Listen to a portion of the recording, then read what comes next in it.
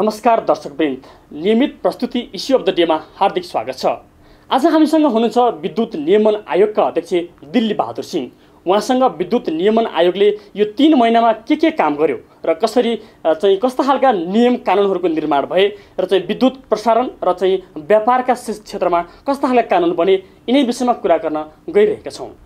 यहाँलाई कार्यक्रममा हार्दिक स्वागत छ। धन्यवाद।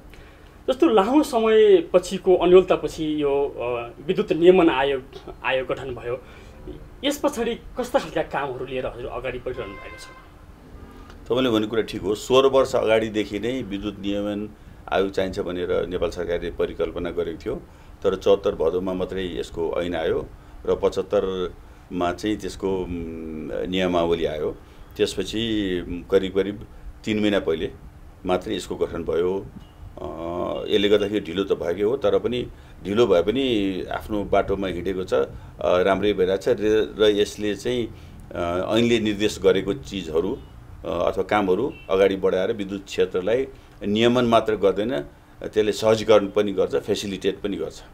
जस्तो आयोगको अध्यक्षको प्रतिस्पर्धामा रहिरहँदाखेरि कस्ता खालका एजेन्डा बोक्नु भएको थियो यहाँले? एजेन्डा भनेको त नेपालको समृद्धिको एउटा मूल स्रोत भनेको जलस्रोत हो र त्यसबाट निक्लिने जलविद्युत हो। जलविद्युत यदि पर्याप्त मात्रामा हामीले निकाल्न सक्यौँ भने त्यसले पेट्रोलियम पदार्थ पनि विस्थापन गर्छ र अरू इन्डस्ट्रीहरूलाई पनि यसले चिपर इनर्जी दिएर हाम्रो इन्डस्ट्रियल प्रडक्ट्सहरू पनि चिपर हुन्छ र त्यो चिज इभन कृषि क्षेत्रमा पनि लगाउन सकिन्छ, सेवा क्षेत्रमा लगाउन सकिन्छ, अध्ययन अध्यापनको कुरामा सकिन्छ, टुरिज्मको सकिन्छ। सबै सेक्टर धेरै अगाडि बढ्छ र यसले चाहिँ यो राम्रोसँग विकास भयो भने यसले समृद्ध नेपाल, सुखी नेपाली बनाउनमा अत्यधिक मात्रामा मद्दत गर्छ। त्यही एजेन्डालाई नै परिपूर्ण गर्नको लागि आफ्नो क्षेत्रबाट सक्दो सहयोग गर्ने प्रतिबद्धताका साथ प्रपोजल पेश गरेका थियौँ। कार्ययोजनाहरू मेरो कार्यकाल 5 वर्षको छ, त्यसमा हामीले 60 महिनाकै कुन महिनामा के गर्ने भनेर कामहरू, अहिले निर्देश गरेका कामहरू र मैले आफैले पनि देखेको सुनेको अथवा गर्नुपर्ने कामहरू चाहिँ बारचाटै बनाएर मैले प्रपोजल पेश गरेका थिएँ। त्यसै आधारमा प्रेजेन्टेसन भयो, प्रेजेन्टेसन पनि गरेको थिएँ र त्यसै आधारमा म अगाडि बढ्दैछु। यो गएको 3 महिनामा यहाँको कार्यकाल रह्यो 3 महिना चाहिँ यो अवधिमा कस्ता खालका काम भए? 3 महिना सुरुमा त हामी आएपछि हामीसँग अफिस पनि थिएन। विद्युत विकास विभागको 2-3 कोठा लिएर हामीले बसिरहेको छौँ। कर्मचारीहरू थिएन, अनि 2-4 जना कर्मचारीहरू ऊर्जा मन्त्रालयले र 2-3 जना कर्मचारीहरू विद्युत विकास विभागले दिइराखेको अवस्था छ। अहिले हाम्रो कर्मचारी पनि छैन। कर्मचारी नहुनुमा खास चाहिँ के भने ONM survey, organisation and management survey गर्नुपर्ने रहेछ। त्यो गर्नलाई 3-4 महिना लाग्ने छ र 3-4 महिनामा त्यो भइसकेपछि अनि हामीले ऊर्जा मन्त्रालयमा पठाउँछौँ। ऊर्जाले सामान्य प्रशासन मन्त्रालय पठाउँछ। सामान्यबाट फर्केर आएपछि ऊर्जाले फेरि लोकसेवा पठाउँछ। लोकसेवाबाट फेरि फर्केर आएपछि ऊर्जाले अर्थ मन्त्रालय पठाउँछ। अर्थ मन्त्रालयबाट स्वीकृत भएर आइसकेपछि फेरि ऊर्जाले क्याबिनेटमा पठाउँछ। क्याबिनेटबाट दरबन्दी स्वीकृत भइसकेपछि हामी लोकसेवा पठाउँछौँ। लोकसेवाले फेरि जाँच लिएर चाहिँ अनि हाम्रो एक्सपर्ट्स लगायतको सम्पूर्ण कर्मचारीहरू आउँछन्। त्यति बेलासम्म त हामीलाई अलि गाह्रै मुस्किलै छ। जस्तै यो ऐन प्रमाणीकरण भएपछि नेपाल विद्युत प्राधिकरणले गरेका विद्युत पिपिएहरू छन् हैन, जस्तै अब यो चाहिँ अलिकति अवैध भनिएको छ। अब चाहिँ के हुन्छ यसको अवस्था के? हामी वैध गरिदिन्छौँ। कसरी हुन्छ अलिकति? नेपाल सरकारले गरेको, प्राधिकरण सरकार भन्ने नेपालकै हो, यिनीहरूले गरेको कामहरूलाई तिमीले अवैध गर्यो यो गर्यो भन्ने कुरा आउँदैन। उनीहरूले गरेको गुड फेथमा देश विकासको लागि हाइड्रो पावर सेक्टर अगाडि बढोस् भनेर गरेको, त्यसमा हामी पूर्ण सम्बन्ध गरेर त्यसलाई वैध गर्छौँ। जस्तो पिपिएमा अलिकति चाहिँ अप्ठ्यारो खालको बाधा व्यवधानहरू पनि छ भनिन्थ्यो पहिला, अब के सहज हुन्छ? त्यसैको लागि पिपिए गर्नको लागि के कुराहरू हेर्नुपर्छ भनेर हामीले गाइडलाइन्सहरू बनाउँदैछौँ। हामीले गाइडलाइन्स चाहिँ ड्राफ्ट गरिसकेको छ र ड्राफ्ट गरिसकेर हामी त्यसलाई चाहिँ सर्कुलर गरेका छौँ। करिब 15-20 वटा संस्थाहरूमा चिठी नै पठाएर पनि हाम्रो गाइडलाइन्स यस्तो छ, त्यसमा चाहिँ यहाँले सुझाव दिन पर्यो, सल्लाह दिनु पर्यो भनेका छौँ। हामीले www.erc.gov.np मा त्यो चिजहरू राखेका छौँ। विद्युत नियमन आयोगले गर्नुपर्ने कामहरू को विषयमा भनेर लेखेको छ। त्यसमा पिपिए एउटा सबभन्दा मुख्य हो र त्यसमा अरू सर्वसाधारण इभन तपाईँ पनि अरू आइपिपीहरू डेभलपरहरू फाइनेन्सरहरू जनता जनार्दन सबैले पनि हामीलाई चाहिँ यस्तो हुनुपर्छ उस्तो हुनुपर्छ भनेर उहाँहरूले सुझाव सल्लाह दिनु भएपछि उपयुक्त भएको खण्डमा हामी त्यसलाई चाहिँ इन्कर्पोरेट गर्छौँ। फेरि तत्त इन्स्टिट्युसनहरूसँग हामी छलफल गरेर यसलाई चाहिँ फाइनलाइज गर्छौँ। जस्तो यहाँ अध्यक्ष हुँदै गर्दाखेरि चाहिँ यो निजी क्षेत्रले एकदम अपेक्षा गरेको थियो र चाहिँ है अब चाहिँ निजी क्षेत्रमा चाहिँ अलिकति हाम्रो अभिभावक चाहिँ अब विद्युत नियमन आयोगको अध्यक्ष भएर आउनुभयो भनेर एउटा खुसियाली थियो र चाहिँ पछिल्लो चाहिँ अलिकति थोरै असन्तुष्टि पैदा भएको हो कि भन्ने एउटा गुनासो चाहिँ सत्य हो? असत्य हो टोटली। किनभने अब हामी 4 जना सदस्य र 1 जना म 5 जना भयौँ। कर्मचारी 2 जना सिनियर डिभिजनल इन्जिनियर, 1 जना इलेक्ट्रिकल इन्जिनियर, 1 जना लेखा, 1 जना प्रशासनको मान्छेहरू हुनुहुन्छ फुल टाइम र अरू 1-2 जना पार्ट टाइम हुन्छ। हामीले 2-3 महिनामा गर्न सक्ने कामहरू योभन्दा बढी के गर्न सक्छौँ? हामीले आइपिओ जारी गर्ने सम्बन्धमा, एपिओ जारी गर्ने सम्बन्धमा, अरू सेयर जारी गर्ने सम्बन्धमा हामीले गाइडलाइन्स बनाइसक्यौँ र त्यही गाइडलाइन्सलाई टेकेर 4वटा कम्पनीहरूको लागि करिब 1 अरब 30-34 करोड बराबरको आइपिओ जारी गर्ने सहमति दिइसकेका छौँ। त्यस्तै गरी हामीले ओएनएम सर्वे गर्न लगाइराखेका छौँ। अनि पिपिए गर्ने विषयमा गाइडलाइन्सहरू बनाउन अगाडि बढिराखेका छौँ। अरू दिन प्रतिदिन आउने कुराहरू अरू उहाँहरूको चाहिँ कन्सर्नहरूलाई चाहिँ हामीले अगाडि बढाइरहेका छौँ। हामीसँग फुल टाइम हामी सदस्य 5 जना, कर्मचारी 5 जना छन्। अरू पार्ट टाइम छ। पार्ट टाइम मतलब विद्युत विकास विभागमा पनि काम गर्ने, यहाँ पनि गर्ने। त्योभन्दा बढी के हुनसक्छ र? जस्तो यो 3 महिनाको अवधिमा जति पनि यहाँले कानुनको निर्माण भयो त्यो कानुन चाहिँ अलिकति निरुत्साहित गर्ने खालको भयो भनेर गुनासो बढेको छ। त्यो कानुन कसलाई निरुत्साहित गर्ने खालको भयो भने जसले चाहिँ आफ्नो पैसा नलगाउने, जनताको पैसा लगाएर आफ्नो पैसा चाहिँ नलगाइकन सुरक्षित बस्ने मान्छेहरूलाई चाहिँ निरुत्साहित गरेको हो। होइन भने हामीले 50% काम गरिसकेपछि अथवा प्रोजेक्ट सम्पन्न हुन्छ भन्ने चाहिँ प्रतिबद्धता जाहेर गरिसकेपछि आइपिओ जारी गर्न हुने कुरो हो। अब पैसा चाहिँ उठाउने, डेभलप नगर्ने त्यस्ता पनि 2-4 संस्थाहरू देख्यो। उनीहरू चाहिँ डेफिनेट निरुत्साहित हुन्छन्। निरुत्साहित गर्नु पनि पर्छ। किनभने जोखिम लिन नचाहने, किनभने उपभोक्ताको हित संरक्षण गर्ने पनि हाम्रो दायित्व हो। उपभोक्ता भनेको करिब नेपालमा करिब भनौँ भने 87% अफ द पपुलेसन उपभोक्ता हुन्। अहिले 87% को लागि मान्छेले भने कि 4-5 वटा कम्पनीहरू जसले चाहिँ अरूको पैसा युटिलाइज गरेर बनाउन खोज्छ उसको हितमा कुरा गर्यो। जहाँ कि आइपिपीहरू डेभलपरहरू धेरैले चाहिँ बहुसङ्ख्यकले चाहिँ आफ्नो पनि पैसा लगाइसकेका छन्, ब्याङ्कबाट पनि लगाइसकेका छन्। त्यसपछि नपुगेको खण्डमा मात्रै पब्लिकको चाहिँ पैसा लगाउने काम गरेर उनीहरूले गरि नै रहेछन्। उनीहरू त खुसी छन् नि। तपाईँले भेटेको चाहिँ त्यही 2-4 जना जसले चाहिँ आफ्नो पैसा नलाउने होला। यसमा तपाईँ ढुक्क हुनुभयो हुन्छ। जोखिम मोल्न चाहँदैन, जोखिम मोल्न चाहँदैन अथवा अर्को कुनै इन्ट्रेस्ट छ। जस्तो कि केही समय अगाडि यहाँका विभिन्न 20-21 वटा 22 वटा कति जलविद्युत प्रवर्तकहरू यहाँ चाहिँ ल है अब हामी चाहिँ जलविद्युत आयोग चलाउन सक्दैनौँ, अब हामी चाहिँ साँचो दिनुहोस् भन्दै आउनुभएको थियो पनि भन्ने सुनिन्छ।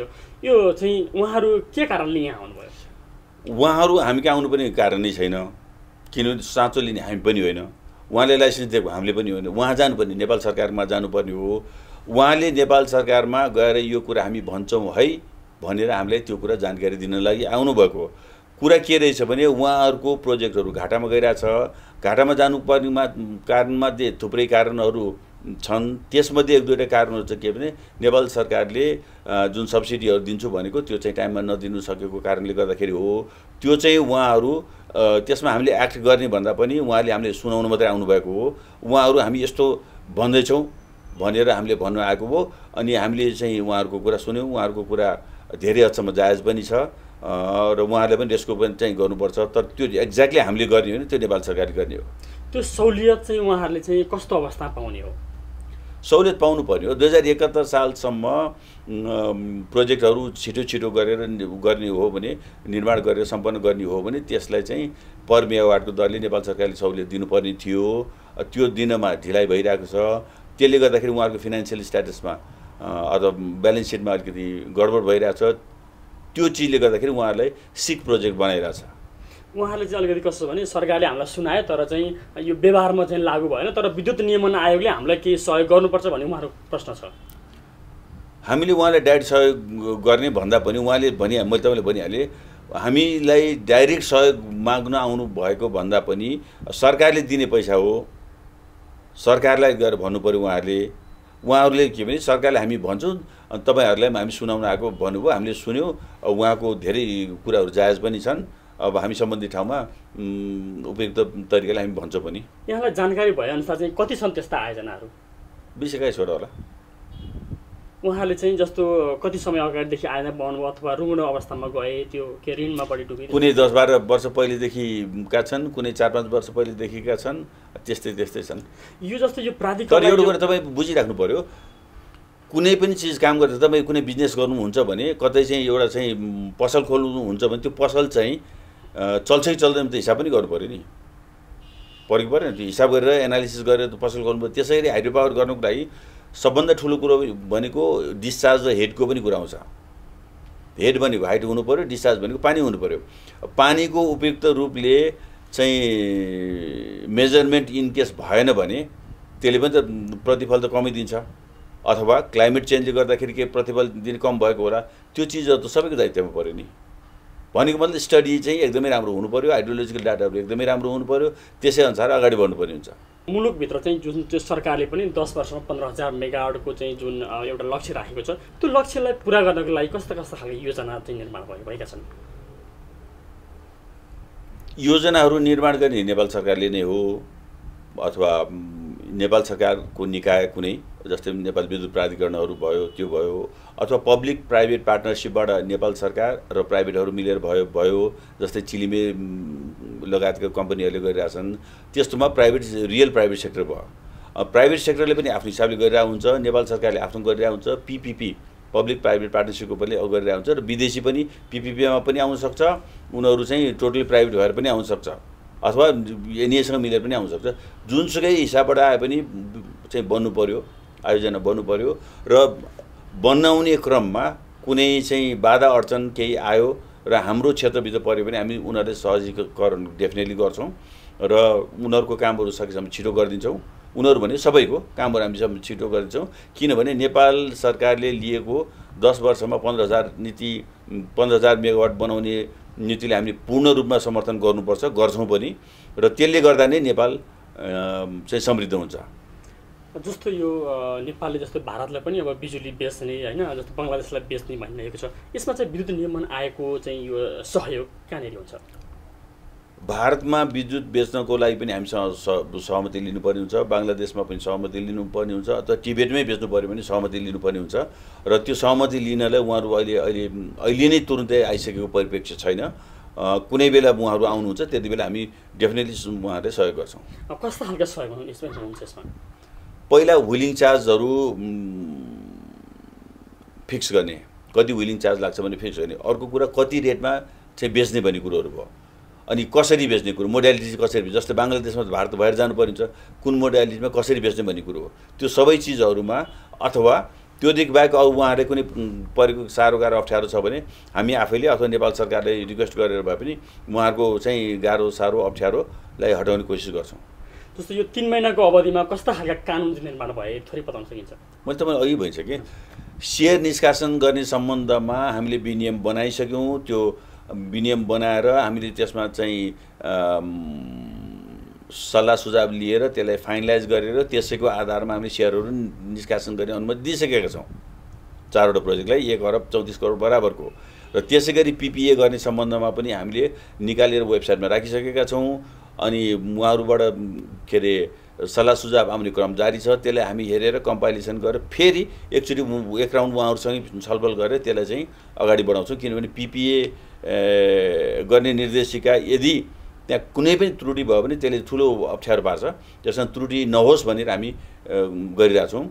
त्यसै गरी अब ग्रिड कोड, डिस्ट्रिब्युसन कोडहरू बनाउने सम्बन्धमा पनि हामीले कन्सेप्ट पेपरहरू बनाइरहेछौँ। अनि ओएनएम सर्वेको गर्ने कामहरू गरि नै रहेछौँ। अनि हाम्रो आफ्नो कर्मचारीहरूको विनियमहरू पनि बनाउने कामहरू चाहिँ सुरु भइरहेको छ। कोष सञ्चालन गर्ने कार्यविधिहरू बनाइरहेछौँ। उपभोक्तालाई संरक्षण कसरी गर्ने त्योमा पनि नीतिहरू बनिरहेछ। हामीले आफ्नो हिसाबले काम त फटाफटै गरिरहेछौँ। प्रभावित क्षेत्रमा चाहिँ अब कुनै आयोजना बनिरहेको छ तर चाहिँ अनवान्टेड डिमान्डहरू बढी छन् नि, त्यसलाई कसरी नियमन गर्ने त्यस्तो खालको के कानुन बन्छ?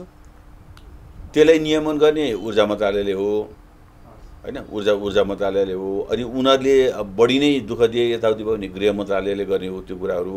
अब हामीले चाहिँ अलिकति सहजीकरण गर्न सक्छौँ। यही सेक्टरमा 34-35 वर्ष काम गरेको सरकारी सेक्टरमा र 3-4 वर्ष चाहिँ प्राइभेट सेक्टरमा अथवा इन्टरनेसनल सेक्टरमा गरेको हुनाले कहाँ के प्रब्लम छ त्यहाँ कसरी हिट गर्ने भन्ने कुरो हामीले अथवा मैले बुझेको छु। त्यसकारण उहाँहरूले त्यो हामी सहायता गर्न सक्छौँ। एउटा ऊर्जाको क्षेत्रमा यहाँले लामै समय काम गरिसकेको व्यक्ति जसरी चाहिँ एउटा नेपालको ऊर्जा सेक्टरलाई अलिकति राम्रो बनाउँछु भनेर लागि पर्नु पनि भएको छ, तर अलिकति खुट्टा तान्ने प्रवृत्ति बढ्दछ नि? डेफिनेट खुट्टा तान्ने प्रविधि यो सेक्टरमा होइन, जुनसुकै सेक्टरमा छ।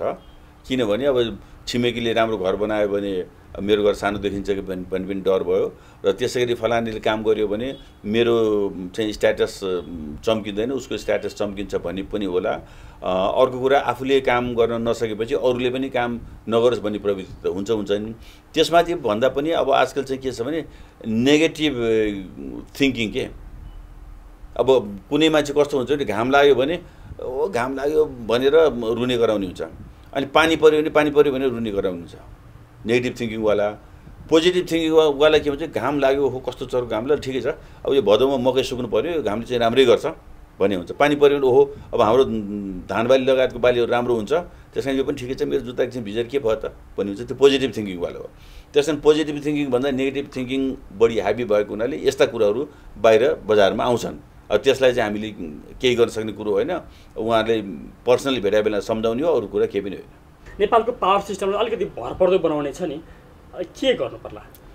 भरपर्दो बनाउन आफूले सकेसम्म बढी विद्युत उत्पादन गर्ने। अब आजको दिनमा पनि करिब 25-26% आज यो बर्खामा पनि 25-26% बिजुली भारतबाट आइराखेको स्थिति छ भने हिउँदमा करिब 67-68% भारतबाट आउँछ। त्यति बेला कतै कुनै पोल ढल्यो अथवा कुनै सब स्टेसन बिग्रियो भने हाम्रो ब्ल्याकआउट हुने स्थिति छ। त्यसको सट्टा नेपालमै प्रचुर मात्रामा विद्युतहरू हाम्रो जुन डिमान्ड हुन्छ त्योभन्दा बढी डिमान्डभन्दा बढी चाहिँ हामीले गऱ्यौँ भने हामीले आफू त युज गर्छौँ। सपोज भन्नु पूर्वमा कतै केही सब स्टेसन बिग्रियो पोल ढल्यो भने पनि मध्य क्षेत्र अथवा पश्चिम क्षेत्र सुदूरपश्चिम क्षेत्र जुन छ त्यो क्षेत्रमा इफेक्ट नपरोस् र त्यहाँ 1-2 दिनमा त्यो कामहरू बनिरहेछ। त्यसै पश्चिममा प्रब्लम पऱ्यो पूर्वमा नहोस्, तर एउटै चिजबाट हामीले भर पर्यो भने त्यो चाहिँ एकैचोटि ब्ल्याकआउट हुने स्थिति हुन्छ। त्यसकारण सम्पूर्ण क्षेत्रमा पूर्व मेचीदेखि पश्चिम महाकालीसम्मको क्षेत्रमा विद्युतको विकास गर्नुपर्ने हुन्छ। त्यो चाहे नेपालीले गरोस् अथवा विदेशीले गरोस्। नेपालीले गरे सबभन्दा राम्रो हो, सरकारले गरे पनि हुन्छ, प्राइभेट सेक्टरले गरे पनि हुन्छ, पी मोडलमा गरे पनि हुन्छ, त्यो सबभन्दा राम्रो हो। होइन भने विदेशीले नै गरे पनि हामी सेल्फ सफिसियन्ट हुन्छौँ र इनर्जी सेक्युरिटीको कुरा हो। तपाईँले उठाउनु भएको इनर्जी सेक्युरिटी हो। यो इनर्जी सेक्युरिटी भनेको हामीलाई चाहिने बिजुली कुनै पनि हालतमा 24 घन्टै 365 दिन नै क्वालिटी इलेक्ट्रिसिटी आउनु पर्यो भन्ने कुरो हो, त्यो पनि एफोर्डेबल प्राइसमा। त्यो हो तपाईँले इनर्जी सेक्युरिटी, त्यसलाई इनर्जी सेक्युरिटी भन्छ। त्यसमा चाहिँ हामी पनि लाग्छौँ, नेपाल सरकार पनि लागिरहेको छ। यो क्वालिटी कन्ट्रोलमा चाहिँ यहाँहरूको भूमिका छ कहाँनिर हुन्छ? हामीले गर्छौँ, हामीले के गर्छौँ भने सेफ्टी गाइडलाइन्सहरू बनाउँछौँ, ग्रिड कोडहरू बनाउँछ। ग्रिडमा कसरी गर्ने के गर्ने, सबैको इक्वल एक्सेस हुनु पर्यो, एउटा आइपिपीको दिने अर्को आइपिपीको नदिने, त्यसरी नगरिकन त्यो गर्ने। अनि घरमा आउने बिजुलीको पनि फ्लक्चुएसन नहुने, जस्तै भोल्टेज ड्रप आउट हुने, भोल्टेज बढी हुने, त्यो चिज भएर कम्प्युटरहरू यिनीहरू बिग्रिने यस्तो किसिमको कामहरू नहोस् भन्ने किसिमले हामी गाइडलाइन्सहरू बनाउँछौँ। गाइडलाइन्सलाई हाम्रो गाइडलाइन्स चाहिँ मान्ने बाध्यकारी हुन्छ, किनभने हामीलाई जिल्ला अदालतलाई डिएसआरको अधिकार दिएको छ। त्यसमा हामीले भनेको कुरा अथवा हामीले निकालेको गाइडलाइन्सहरूको मान्नुपर्ने हुन्छ। नमानेको परिस्थितिमा, मान्न नसकेको परिस्थितिमा, नगरेको परिस्थितिमा उहाँहरूलाई जरिवाना पनि गर्न सक्ने स्थिति छ। त्यसकारण जरिवाना चाहिँ गर्न नपरोस्, हामीले गाइडलाइन्स बनाएअनुसारको हामीले भनेअनुसारको उहाँले गरेर सर्वसाधारणमा बिजुली पर्याप्त मात्रामा पुगोस्, हाम्रो चाहना चाहिँ त्यही छ। यो अहिलेको अवस्था हेर्दाखेरि चाहिँ नेपाल विद्युत प्राधिकरणभन्दा निजी क्षेत्रको विद्युत उत्पादनको मात्रा बढी छ केही मात्रामा, र तामाकोसी आएपछि सरकार नै के विद्युत प्राधिकरण नै अगाडि हुन्छ। यो बिचमा चाहिँ अझै पनि निजी क्षेत्रसँग चाहिँ लगानीलाई प्रोत्साहन गर्नलाई होइन चाहिँ विद्युत नियमन आयोगले कसरी त्यसलाई सम्पादन गर्न सक्छ? उनीहरूको 2-3 कुरा छ। एउटा पिपिए रेटमा चाहिँ हामीले यथेष्ट मात्रामा पैसा पाएनौँ भन्ने एक किसिमको छ उनीहरूको। त्यस कारण पिपिए पनि अब अल्टिमेटली प्राधिकरणले गरे तापनि हामीसँग सहमति लिनुपर्ने हुन्छ। त्यति बेला यदि त्यहाँ कुनै मर्का परेको छ केही परेको छ भने त्यो हेर्न सक्ने हाम्रो स्थिति छ, एउटा कुरो। अर्को कुरो, अब हामीले अस्तिको जुन गाइडलाइन्समा छौँ, गाइडलाइन्समा के गरिरहेको छ भने एउटा व्यक्ति अथवा कम्पनीले उत्पादन गरेको बिजुली खुला बजारमा जहाँ पनि उसले बेच्न पाउने हामीले बनाइसकेका छौँ। प्राधिकरणलाई नै बेच्नुपर्छ भन्ने जरुरी छैन। सपोज प्राधिकरणले 6 रुपियाँमा बेच्छ, किन्छ र अरू कुनै एउटा इन्डस्ट्री अथवा त्यस्तै केबल कार ले सपोज 7 रुपियाँमा किन्छ भने उनले डाइरेक्ट पनि बेच्न पाउने स्थिति छ, तर त्यसलाई व्हिलिङ चार्ज दिनुपर्ने हुन्छ। अहिले ट्रान्समिसन लाइन प्राधिकरणको भएको हुनाले प्राधिकरणको लागि व्हिलिङ चार्ज दिनुपर्ने हुन्छ। उनीहरूले त्यो भनेको ओपन एक्सेस बनाइसकेका छौँ, कम्पिटिसन बनाइसकेका छौँ। त्यसले गर्दाखेरि प्राइभेट सेक्टर पनि अब अगाडि बढ्नमा चाहिँ उनीहरूलाई सजिलो हुन्छ जस्तो लाग्छ हामीलाई। नेपालमा विद्युत उत्पादन पनि बढ्दछ, तर छिमेकी विद्युत निर्यातको छ नि, जस्तै यो यसमा चाहिँ अलिकति अब कसरी गर्ने अहिले पनि कुरा त आइसकेको छ। यसलाई चाहिँ कसरी माहौल क्रिएट गर्न सकिन्छ होला? माहौल क्रिएट भएको भन्दा पनि यसले बजारले नियन्त्रण गर्ने कुरो हो, सरकारले पनि नियन्त्रण गर्ने कुरो हो। पहिला पावर ट्रेडमा भारतबाट निष्कासन गरिएको निर्देशिकामा अलिकति बन्देज थियो, किनभने कुनै पनि प्रोजेक्टमा 51% भन्दा बढी भारतीय कम्पनी भएमा मात्र भारतले किन्ने भन्ने जस्तो थियो। त्यसलाई रिल्याक्स गरेको छ अब अहिले। त्यसकारण अहिले जुनसुकै कम्पनीले पनि सप्लाई गर्न सक्छ, तर सप्लाई गर्नको लागि अब सानोतिनो क्वान्टममा एक्लै गरेर भन्दा पनि अहिलेको स्थितिमा करिब 2 महिना 1.5 महिनादेखि प्राधिकरणले पनि भारतमा चाहिँ बिजुली अहिले पठाएर उताबाट पनि हामी किनिरहेका छौँ, तर हामीसँग एक्सेस भएको बिजुली भारतमा पठाएर करिब 60-70 करोड चाहिँ कमाइसकेको स्थिति छ यो 1.5 महिनाभित्र। र त्यही च्यानल गरेर हामीहरूसँग भएको इनर्जी उनीहरूलाई बेच्ने हो। र तै पनि हिउँदमा चाहिँ हामी कहाँ पुग्दैन, किनभने सपोज एउटा 1000 मेगावाटको सिस्टम छ भने हिउँदमा आउँदाखेरि रन अफ रिभर हो भने करिब 300-400 मेगावाट मात्रै त्यसले उत्पादन गर्छ। त्यति बेला हामीलाई पुग्दैन, त्यति बेला फेरि भारतसँग किन्ने हो अथवा ब्याङ्किङ गर्ने हो। ब्याङ्किङ गर्ने भनेको मतलब के भने अहिले सपोज हामी 100 गिगावाट आवर भारतलाई दिन्छौँ भने हिउँदमा हामी भारतबाट 100 गिगावाट आवर हामी लिन्छौँ, अथवा हामीले अहिले पठाएको 100 गिगावाट आवरको पैसा हामी लिन्छौँ, भारतबाट आएको पनि हामी पैसा तिर्छौँ। त्यसरी चाहिँ गर्न सकिन्छ। त्यो सुरु भइसकेको छ र यसले गर्दाखेरि पावर सेक्टरमा निकै नै फर्को मार्छ भन्ने हामीलाई लागिरहेछ। माथिल्लो तामाकोसी आएपछि यो अलिकति आयात चाहिँ हामी घटाउँछौँ? डेफिनेटली आयात चाहिँ घटाउँछ नै माथिल्लो तामाकोसी, किनभने त्यो 456 मेगावाटको प्रोजेक्ट हो, त्यसले आयात घटाउँछ नै। तर त्यसै गरी डिमान्ड पनि बढिरहेछ, करिब 15-20% को दरले चाहिँ डिमान्ड बढिरहेछ। र अहिले पनि दूरदराजको क्षेत्रमा सबै ठाउँमा पुगेको छैन, त्यहाँ पनि हामीले पावर एक्सटेन्ड गर्नै पर्छ। र फेरि तामाकोसी पनि हिउँदमा करिब 100-125 मेगावाटमा मात्रै आउँछ, किनभने त्यो खोला त सुक्छ हिउँदमा, त्यसले गर्दा हिउँदमा पुग्दैन, बर्खामा चाहिँ बढी हुन्छ। त्यसो भएर भारतमा किन्ने बेच्ने दुइटै चलिरहेको छ, त्यो कुरा ठिक हो। यस्तो अहिले यो सामुदायिक छ नि, हजुर, यो नेपाल विद्युत प्राधिकरणले चाहिँ सामुदायिक संस्था मार्फत पनि विद्युतीकरणको अभियान चालेको छ र सरकारले 3 वर्षभित्र चाहिँ सबै ठाउँ विद्युतीकरण गर्ने लक्ष्य पनि लिएको छ। सामुदायिक मार्फत त्यो सम्भव छ? गाउँमा जाने त सामुदायिक नै हो नि, गाउँको धेरै दूर दराजका ठाउँहरूमा जाने सामुदायिक नै हो। उहाँहरूले गरिसक्नु भएको छ। करिब 5 लाख व्यक्तिहरूलाई उहाँले बिजुली दिइरहनु भएको छ। उहाँले विद्युत प्राधिकरणबाट बिजुली किनेर सामुदायिकलाई बेच्नुहुन्छ। एकचोटि उहाँहरू पनि आएर मसँग पनि छलफल गर्नुभएको थियो र उहाँहरूको पनि केही समस्या रहेछ, त्यो समस्या चाहिँ समाधान गरिदिनु पर्यो भनेर भन्नुभएको छ। त्यो चाहिँ उपयुक्त समयमा हामी भनेको मतलब छिटै नै हामी चाहिँ त्यसले समस्या समाधान गर्ने गर्छौँ। र त्यसले गर्दाखेरि फाइदा के हुन्छ भने त्यहाँको लोकल नै मान्छेहरू त्यो सामुदायिकमा हुने भएको हुनाले विद्युत चोरीको सम्भावना चाहिँ अत्यधिक कम हुन्छ त्यसमा, अथवा हुँदैन भनौँ, एउटा कुरा। अर्को कुरा, त्यो त्यति दूरदराजमा प्राधिकरणको स्टाफ गरेर राख्दा त्यो सानोतिनो गाउँहरूमा अथवा क्लस्टरमा गर्दाखेरि त्यो इफेक्टिभ पनि हुँदैन, सस्टेनेबल पनि हुँदैन र धेरै महँगो पर्छ। त्योभन्दा त्यहीँको लोकल जनताहरूले गर्दाखेरि त्यो सजिलो र राम्रो पनि र भरपर्दो पनि हुने बनाएको त्यो राम्रो सिस्टम हो। तर अलिकति राजनैतिक भर्ती केन्द्रको अखडा पनि बन्यो सामुदायिक विद्युत केन्द्र भन्ने गुनासो पनि छ नि। एक्ज्याक्टली कुन राजनीतिक केन्द्र भयो त्यो चाहिँ मलाई थाहा छैन।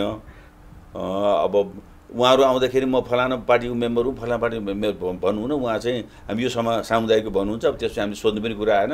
त्यस कारण पार्टीको मेम्बरको हिसाबले, जातपातको हिसाबले अथवा जेन्डरको हिसाबले हामीले सोध्न पनि मिल्दैन, सोध्नु पनि हुँदैन, उहाँले पनि बताउनुहुन्न। त्यस कारण त्यो के हो चाहिँ त्यो थाहा भएन। जस्तै यो भारत चीन र बङ्गलादेशकोमा चाहिँ यो विद्युत कनेक्सनका बारेमा पनि केही सुनिन्छ होइन, केही सरकारले केही प्रक्रिया पनि अगाडि बढाएको छ, यहाँलाई के लाग्छ? के लाग्छ भन्ने कुरा होइन, गर्नै पर्छ नि, सिधै कुरा छ।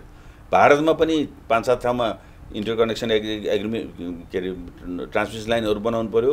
म महानिर्देशक हुँदाखेरि त्यति बेलैदेखि उठेको कुरो हो। यो ढल्केबर मुजफ्फरपुर बन्न 17 वर्ष लाग्यो, धेरै नै ढिलो भयो त्यो भयो। तथापि 5 ठाउँमा 6 ठाउँमा 7 ठाउँमा भारतसँग पनि बनाउनु पर्ने हुन्छ, किनभने पूर्व मेचीमा उत्पादन भएको बिजुली अनि पश्चिम महाकालीको छेउमा टनकपुर अथवा उतापट्टि दिल्लीमा पुर्याउँदा झन्गारो हुन्छ। त्यस कारण पश्चिमको पश्चिमै, उतापट्टि उताको उतापै हामीलाई आवश्यकता पर्दा पनि, उहाँलाई आवश्यकता पर्दा पनि अथवा भारतलाई आवश्यकता पर्दा पनि हामीले त्यसरी दिनुपर्ने हुन्छ। त्यसै गरी बङ्गलादेशमा पनि हामीले, बङ्गलादेशले पनि 9000 मेगावाटको बराबरको बिजुली हामी किन्छौँ भनेर अहिले भनिरहेको छ। म महानिर्देशक हुँदा नि उहाँहरूले करिब 5 वर्ष पहिले उहाँहरूले नै हामी चाहिँ 4000 मेगावाटको बराबरको बिजुली किन्छौँ भनेर भन्नुभएको थियो। त्यसको लागि दुईवटा सिस्टम छ। एउटा डेडिकेटेड लाइन बनाउने, नेपालबाट भारतको भूमिबाट जाने, त्यसले भारतले सहमति दिनु पर्यो। एउटा भारतको सिस्टममा हामीले बिजुली दिएर भारतले चाहिँ बङ्गलादेशलाई दिने भनेको मतलब हामीले यहाँ पूर्णियामा दियौँ अथवा गोरखपुरमा दियौँ भने त्यही बिजुली चाहिँ बङ्गलादेश लानुपर्छ भन्ने छैन। उहाँले हामीले दिएको बिजुली उहाँले नै चलाउनुहुन्छ र बङ्गलादेशको जहाँनिर नजिक पर्छ, जस्तै कलकत्तातिर कतै पर्छ भने त्यताको बिजुली उहाँहरूले त्यसरी दिन सक्नुहुन्छ। त्यसरी गर्दाखेरि अझै एफिसियन्ट हुन्छ, त्यो चिज अगाडि बढ्नुपर्छ। त्यसै गरी टिबेटको लागि पनि ट्रान्समिसन लाइनहरूको डिपिआर करिब कम्प्लिट भइसकेको अवस्था छ। अब त्यहाँ मार्केट के छ कसो छ भनेर प्राधिकरणले पनि त्यसमा स्टडी गरिरहेको छ र त्यसकारण त्यो राम्रै हिसाबले अगाडि बढ्छ जस्तो लाग्छ। तर पूर्वाधारको पाटो त अलि गाह्रो छ नि।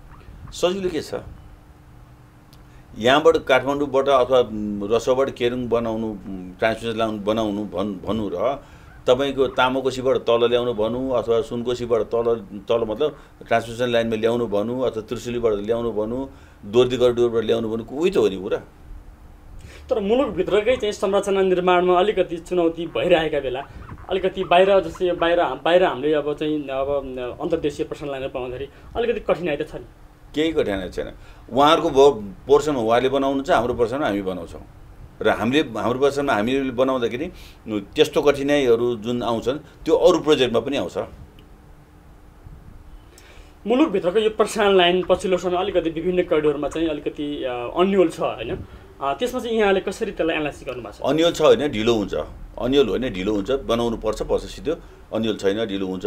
ढिलो हुनुभएको मैले तपाईँले भनिहालेँ, ट्रान्समिसन लाइन बनाउँदाखेरि चाहिँ हाइड्रो पावर बनाउनु भन्दा पनि बढी प्रब्लम छ, किनभने जग्गाको मुआवजाको कुरा भयो।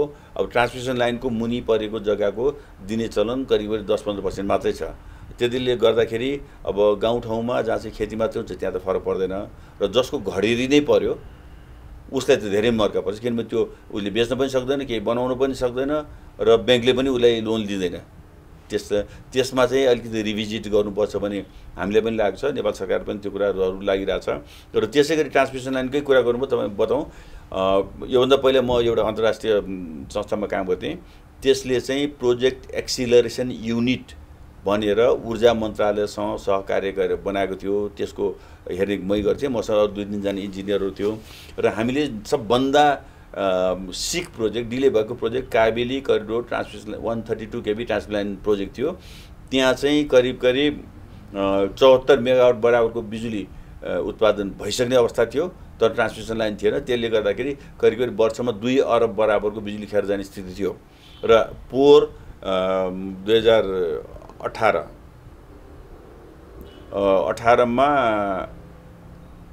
2018मा हामीले चाहिँ त्यहाँ गएर अध्ययन गर्दाखेरि अरू 2 वर्ष 4 महिना लाग्छ भनी हामीले अध्ययन गऱ्यौँ। त्यसले गर्दाखेरि 4 अरबभन्दा पनि बढीको नोक्सानी हुने जस्तो देखियो। त्यसकारण हामीले के हुने, अनि त्यसलाई चाहिँ कुनै पनि हिसाबले चाहिँ ट्रबल सुट गर्नुपर्छ फेसिलिटेट गर्नुपर्छ, कोअर्डिनेट गर्नुपर्छ भनेर हामी लाग्यौँ। अनि जुन जुन निकायमा चाहिँ समस्या थियो त्यही निकायमा, जस्तै वनमा समस्या थियो भने हामीले एउटा चाहिँ सिनियर वन अधिकृतलाई नै त्यहाँ पठाएर वनको समस्याहरू समाधान गर्नु भनेर 3 महिना त्यहीँ नै पठाएर उहाँले वनको समस्या समाधान गर्नुभयो। अलिकति जग्गाको समाधान थियो, जग्गाकोमा पनि हामी फेसिलिटेसन गऱ्यौँ र एउटा व्यक्तिले त म दिँदैन भनेर ढिपी कस्नु भएको थियो। त्यसमा एकजना त्यहीँको प्रादेशिक मन्त्री हुनुहुन्थ्यो, उहाँको हामीले सल्लाह, उहाँको चाहिँ सहयोग लिएर त्यो मान्छेलाई चाहिँ कन्भिन्स गर्ने कामहरू गऱ्यौँ। उहाँहरूको भनेको काबेली करिडोर ट्रान्समिसन लाइनको ठेकदार, इन्डियन ठेकदार रहेछ ज्यागुअर र एस्टर भने, उनीहरूसँग पछिल्लो क्रममा निकै तिक्तता बढेको थियो। निकै तिक्तता बढेको हुनाले उहाँहरू चाहिँ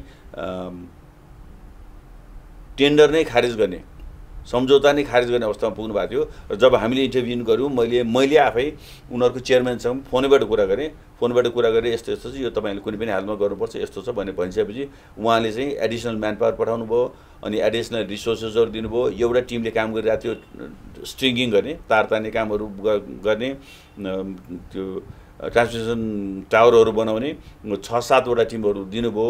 अनि कहिलेकाहीँ समस्या उनीहरूको भन्सारमा पनि थियो, भन्सारमा पनि सहजीकरण गर्यो ऊर्जा मन्त्रालयमा।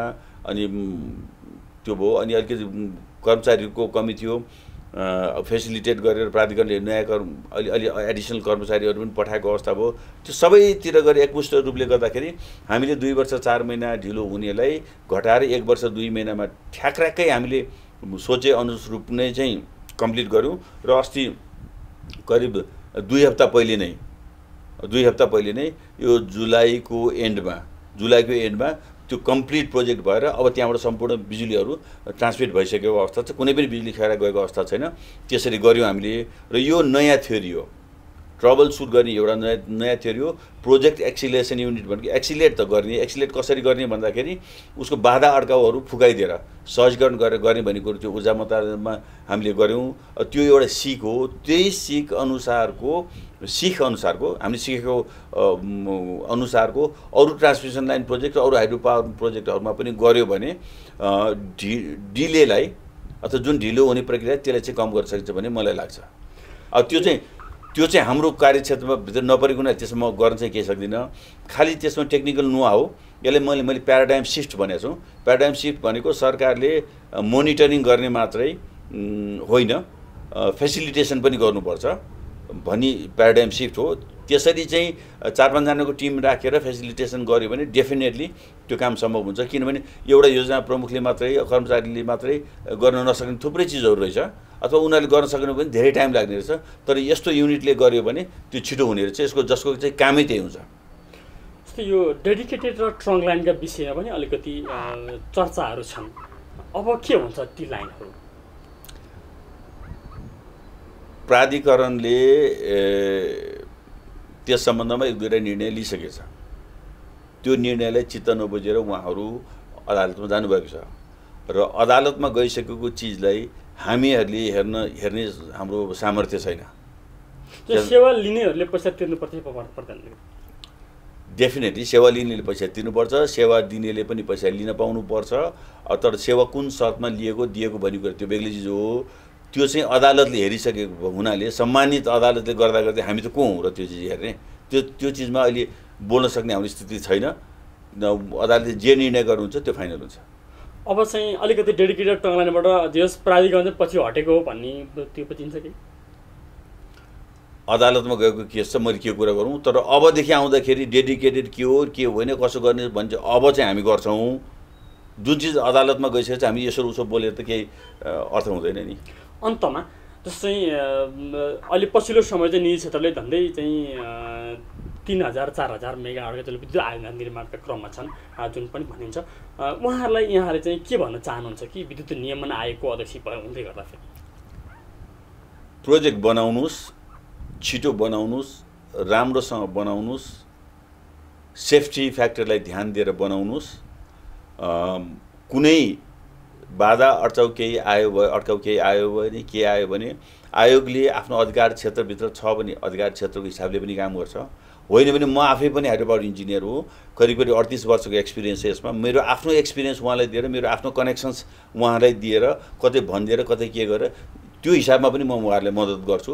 पहिले पनि मैले मद्दत गरिआएकै हो, अब पनि म मद्दत गर्छु र डेफिनेटली इनर्जी सेक्युरिटीको लागि नेपाल सरकारले बनाउन जरुरी छ भने प्राइभेट सेक्टरले पनि बनाउन त्यति नै जरुरी छ। त्यसकारण सरकारलाई मात्र होइन प्राइभेट सेक्टरलाई पनि हामी इक्वल फुटिङमा हामी हेल्प गर्छौँ नै, त्यो हाम्रो दायित्व पनि हो, कर्तव्य पनि हो।